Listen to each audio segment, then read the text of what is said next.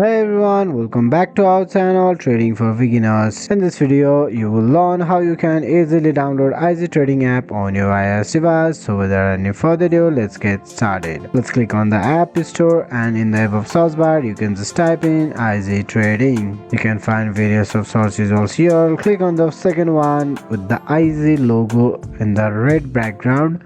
Click on the gate to start the download process and it will ask for your ID verification, verify your identity and it will begin the download process. You can track the progress in the progress bar right there. As per your ISP, it may take few times to get downloaded. Till then, wait patiently. Finally, the app has been installed. Let's click on the open to explore the IZ Trading app. You can input your username and password and log in if you have already an account. If not, you can create new account. You can allow the notification if you want to get updated about this app. Explore the IZ app by yourself. Hopefully this video was helpful for you. I will see you guys again in our next video. Till then, you can just like the video, subscribe to our channel and set the bell icon to all to never miss any updates. Feedbacks and queries could be dropped in the comment section. I'll see you guys again in our next video. Have a nice day.